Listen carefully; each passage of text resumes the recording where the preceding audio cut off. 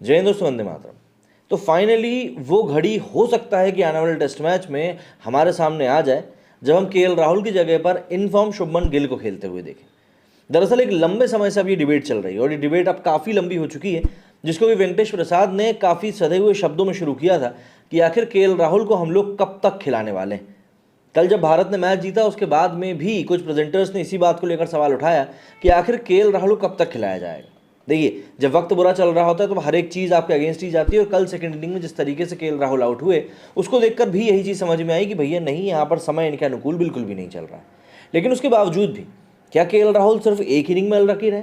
देखिए, हर एक चीज़ का एक पैटर्न होता है जो कि इस समय केएल राहुल के साथ चल रहा हो। केएल राहुल एक दफ़ा या दो दफ़ा या तीन दफ़ा नहीं, बल्कि लगातार फेल होते जा रहे हैं। केएल राहुल एक क्लास बैट्समैन है, इस बारे में कोई दो राय नहीं है, लेकिन उसके बावजूद भी आपको एक सर्टेन लेवल पर आकर परफॉर्म तो करना ही होता है। और अगर आप परफॉर्मेंस नहीं दे रहे हो तो फिर सवाल दोबारा उठने शुरू हो जाते हैं, और यहाँ पर भी यही हो रहा है इस समय केएल राहुल के साथ में। करीब 2 साल से वो इस समय टीम के साथ बने हुए हैं और अच्छी परफॉर्मेंस दे नहीं पा रहे हैं। बीच में उन्होंने 2 या 3 शतक जरूर मारे हैं, लेकिन एक शतक के बाद में दोबारा से उनका वही डाउनफॉल शुरू हो जाता है। तो ऐसा नहीं है कि आपने फॉर्म में वापसी करी, और ऐसा भी नहीं है कि आप कंटिन्यूसली 30-40-50 रन 30-40-50 रन जैसे कि Virat Kohli out of form होने के बावजूद भी बना रहे थे वो कर रहे हैं।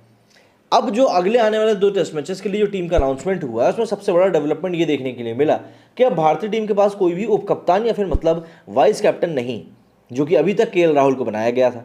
एक डिबेट ये भी चल रही थी कि क्या वाइस कैप्टन रहते हुए केएल राहुल को टीम से बाहर निकाला जाएगा।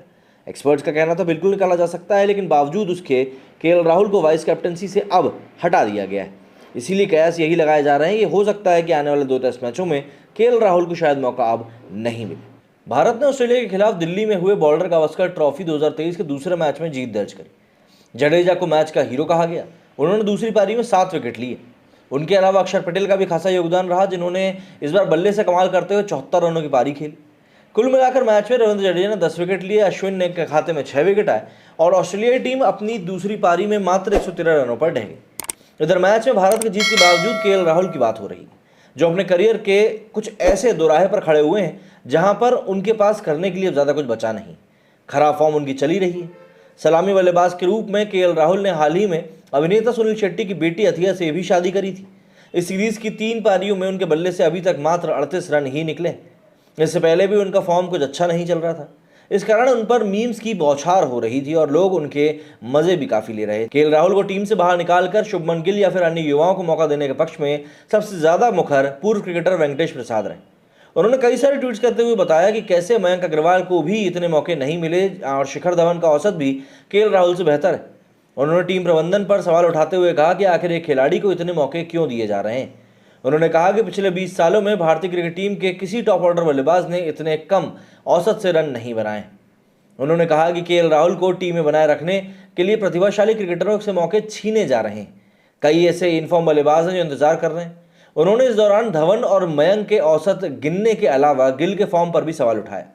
उन्होंने घरेलू क्रिकेट में अच्छा प्रदर्शन कर रहे सरफराज खान का भी जिक्र किया। उन्होंने कहा कि जहां कुलदीप जैसे को परफॉर्म करने के बावजूद अगले मैच से बाहर कर दिया जाता है, वहीं केएल राहुल को मौका दिया जा रहा है, जो फिलहाल भारत के शीर्ष 10 ओपनर्स में भी नहीं आते।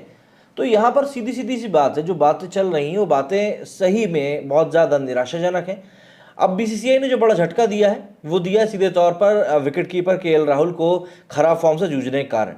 देखिए, काफ़ी समय से उनका बल्ला शांत है और यही वजह है कि बीसीसीआई ने उन्हें बिना कुछ कहे ही ऐसा झटका दे दिया है। इसके बाद वो और उनके फैंस निराश होने वाले हैं और कई लोगों को इंडिकेशन भी मिल गया है कि आने वाले समय में क्या कुछ होने वाला है। दरअसल मैं आपको बता दूं कि बॉर्डर गावस्कर टेस्ट सीरीज के 2 टेस्ट मैचों में ऑस्ट्रेलिया के खिलाफ केएल राहुल ने 3 पारियों में बहुत बुरा प्रदर्शन किया।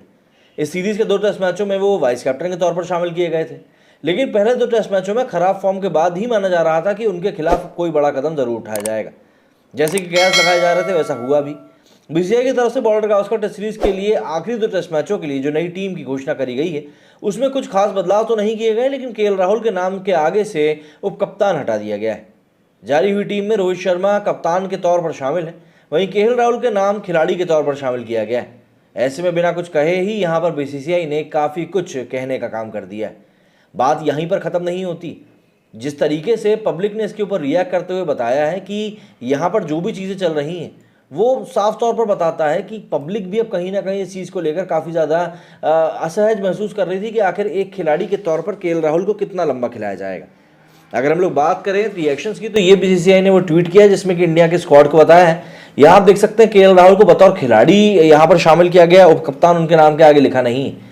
वहीं इसके अलावा अश्विन का एक स्टेटमेंट आया कि I support KL's inclusion, he is crucial for us bowlers because it stays at the back of our mind that we are once batsman short. यहाँ पर मतलब ये पूरी तरीके से सटायर है, यहाँ पर इन भाई साहब ने लिखा है कि it motivates us to give our 200%, मतलब कि हम गेंदबाजों को केएल राहुल के होने से एक मोटिवेशन मिलता है। हमें पता रहता है कि एक बल्लेबाज है हमारी टीम में जो कि किसी काम का नहीं है, इसलिए हमको बॉलर के अलावा एज अ बैट्समैन भी अपना खेल का जौहर दिखाना पड़ता है। यहाँ पर देखिए सुनील शेट्टी अब तैयारी कर रहे हैं, मतलब केएल राहुल से अच्छा खुद सुनील शेट्टी साहब को उतार दो, मतलब कि ये ज़्यादा अच्छा खेल लेंगे। Still same old team, 2 undeserving players KL Rahul and Surya Kumar Yadav are there in the test team doing BCCI at its best. KL Rahul disgusted at his favoritism. I feel bad for our younger critters. Shameless private co company. अच्छा. No domestic batsman get a look in basis this season's Ranji Trophy. Sarfaraz Khan, Mayank Agarwal, Iswaran could have been included. They are far more talented and deserving players than KL Rahul in domestic cricket. What they need is just an opportunity. Sarfaraz Khan ने तो वैसे भी मुखर होकर बोल ही दिया था कि उसके साथ गलत हो रहा है। BCCI favourite player KL Rahul continues to play due to his excellent form.